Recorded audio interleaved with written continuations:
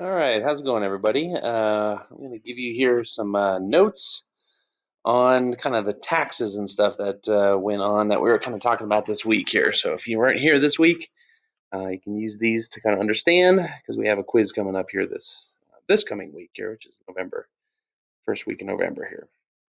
So let's begin. First of all, um, why all these kind of taxes and stuff? Okay, well, it all comes back to the French and Indian War. Okay, French and Indian War is a long war. It was a very expensive war. Colonists got a lot out of that war. They're the ones that helped start that war. Um, and so at the end of that war and stuff, there was a huge amount of debt. There was a need to raise money. Taxes by the British and stuff were seen as some of the best things. Okay, so what were some of these taxes and acts? Okay, and so sometimes it saved money, sometimes um, it raised money and stuff through taxes and stuff. One of them was the Navigation Acts. Okay, the Navigation Acts um, said that you could only trade with England. All right, so only England would benefit. Now, this didn't necessarily raise money through taxes and stuff, but it raised money through trade. So if the only place you could buy from was England, then England was going to make money. So it's very similar and stuff. I think we compared in class to a movie theater. Okay, so if the only place that you can buy is the movie theater, they don't allow you to bring stuff in, then they raise the prices incredibly. All right, so this made trade a lot more expensive. Whatever you bought was more expensive. Whatever you sold was, you got less for what you wanted.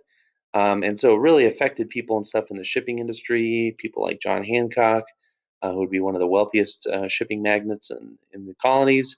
People like George Washington, who was trying to sell his tobacco and stuff in England and then buy things from England and stuff. He basically wouldn't get the price that he wanted, he thought he should get and stuff for his tobacco, and then he would also then have higher prices and stuff in for any kind of trade items that he wanted to buy. Okay. All right. Another big act was the Proclamation of 1763. The Proclamation of 1763 drew an imaginary line along the Appalachian Mountains. Okay, and it's basically told the colonists, okay, you have to stay on your side, and we are going to give the rest of that land to Native Americans. Okay, now this helped create peace between Native Americans and the colonists, and peace is profitable because you're going to save money if Americans cross that land. They'd be getting into wars and stuff with Native Americans, and then the British military would have to come and save them. But from the American point of view, for the colonist point of view, this is the land that they had fought for. They won this war, the French and Indian War. They want that. Why it was overland. They won that land, and now that land is getting taken away from them and giving to the people and stuff who was fighting them. Okay, the Native Americans here. So people like George Washington, who desperately wanted more of that land, who fought in that war for that land, are now being told and stuff where you can't have that land, and we're giving it to the people who you're fighting against. Okay, so a super frustrating one. Sugar Act, pretty simple one and stuff. This was a tax, raise money and stuff here. And they taxed things like sugar, molasses, rum, coffee, wine. I think was also there were some clothes that were things very addictive products, okay, things that you have to buy, and so these were all kind of taxed with by the British and stuff to kind of raise more money here. But people like Sam Adams were frustrated here. Okay, that he was a alcohol producer and stuff. Now that's going to cost more money. Any all these products and stuff, since they're addictive and they're in so many different things, it's going to cost a lot more expenses here. Stamp Act of 1765 was probably one of the dumbest acts. Goes down in history here because it taxed the things that tax really frustrated the people that you really don't want being mad at you. So it was a tax on all official documents. So things like wills, mortgages, okay, lots of court things you kind of deal with in court. But then it also taxed like newspapers, cards, dice, um, a lot of different things here. So this was kind of a way to raise money um, in the colonies.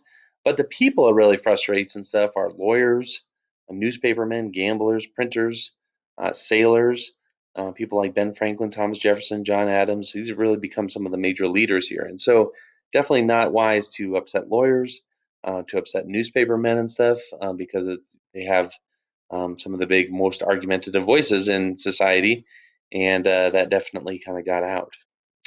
So, Quartering Act. A Quartering Act was another act and stuff to way to kind of save money here.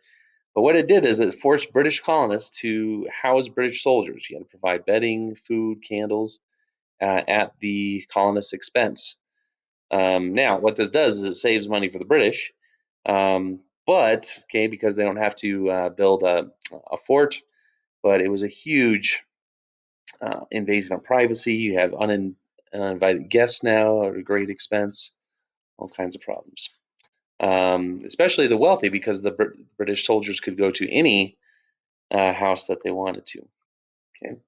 Declaratory Act. Okay, Declaratory Act declared that basically Parliament made all the laws. Okay, Parliament and the King make all laws. This did not raise money, did not save money, but was a great example of this kind of great disrespect that the Americans really felt. Okay, the Declaratory Act, by saying that basically the Americans were like kids, they were like slaves. Whatever they said, we had to do.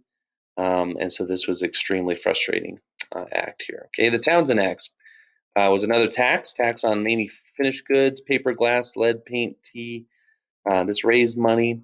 It led to a lot of boycotts, okay, where Americans just stopped buying a lot of those products and trying to make those products themselves. Um, and the big frustration was that, again, a lot of these acts, they have no say in it, okay, no vote, no consultation. So this idea of no taxation without representation was extremely frustrating. Okay, and slowly, this is becoming not so much about money for the Americans. It's about disrespect. It's about how they feel they're being treated, like children, like servants, like slaves. And slowly, and for the British, it is a kind of about money here. They're trying to get money out to for all this debt that they're in, but it's very quickly becoming more and more than anything for the Americans. Writs of assistance was in the enforcement of the Navigation Acts. So the Navigation Act said, remember, you could only buy stuff from England. Well, people, just like at the movie theaters, they smuggled things in. Well, now this would be like the movie theater, that they could search and seize anything that you smuggled in. And so this was going to raise money through trade. But basically, we're kind of like search warrants and stuff, where they could kind of search for any kind of trade goods and stuff that weren't bought in England. You had to prove that you had bought them in England. If you couldn't prove that, they could be seized and you could be arrested here. All right. The Tea Act. Okay, Tea Act. It's kind of an interesting act where they actually, there's kind of a trick by the British to kind of get the Americans to pay their tax. Okay, it actually lowered the overall price of tea and then added a small tax, trying to trick the Americans, colonists. Hey, just pay your taxes, be good little boys and girls. Um, the people this would affect, all right, it's kind of a lot of people and stuff. Tea was a very popular drink, but it helped lead to kind of the Boston Tea Party and stuff, where they took the tea and dumped it into the Boston Tea Party as a form of political. It's a political gesture, or gesture politics, to kind of show the English that, hey, it's not about the money, it's about how you're treating us and stuff, with no say in government, no taxation without representation. And the only people who don't have a say in government and stuff back in England are people like women, children, servants, slaves. And so it kind of made Americans feel like they were being treated as second class citizens, being told what to do. In response to the Boston Tea Party, the destruction of all that tea, they closed Boston Harbor. They said no more political meetings, no more free speech, no freedom of assembly. If they caught the people who participated in that, they were going to be tried in England, where they would not get a fair trial. And they also sent a whole bunch more troops and stuff to Boston and stuff, okay, as punishment. Mainly this act and stuff punished Boston. It was a great example of tyranny, loss of freedom of speech, assembly, and really was kind of a focus just on the people of Boston. This was kind of a way that the British were trying to show the Americans, hey, um, defiance and stuff will be dealt with pretty harshly. A couple other ones. Now these acts and stuff, okay, on the whole, don't seem like too bad here. Okay, the Quebec Act gave religious freedom to Catholics in Canada. So why would Americans be upset with that? Yeah, it doesn't really affect them. But the overarching thing was now the government was making laws about religion. And so if they have the power over religion, they have the power to potentially take away religions or mess with people's religions. And so even though this act, okay, in itself and stuff didn't hurt anybody, the potential really freaked out people and stuff as a threat to religion and stuff. There, that the government had power over religion. Who knows what they could do about your religion here? Okay, and finally, the last one is the Currency Act. Another one here that um, makes kind of a lot more sense, but was kind of frustrating for the Americans in the short run. This basically, during the colonial time, there was all kinds of different forms of currency. You know, each kind of colony had its own form of currency. And so when the Currency Act said, hey, we're going to all change to the British pound. Okay, let's go to one form of currency. Now, this makes sense. This would make encourage trade. This would make things a lot easier and stuff, okay, because you don't know how much at Massachusetts, um, you know, 12 pence is equal to $4 Connecticut dollars and stuff here, continental dollars. So this was kind of the frustrating thing. Okay, but you had to change in your money at the time for this new kind of currency, and sometimes the exchange rate was not what you thought it was, and so it messed up the economy in the short run. People who saved money and stuff, and then exchanged that money out, were frustrated because of the exchange rates were not quite what they were.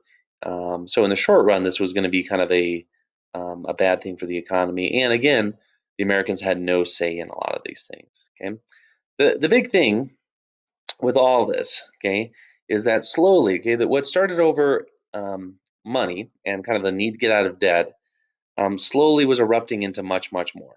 Okay, for the English, okay, they wanted to get out of debt. Okay, that's what this was originally initially about. For the colonists, that why they're so upset is because it's this loss of freedom. It's this loss of what they considered kind of English rights, that they had no taxation without representation, that they have no say in it. Okay, and if you don't, then they're basically being told what to do.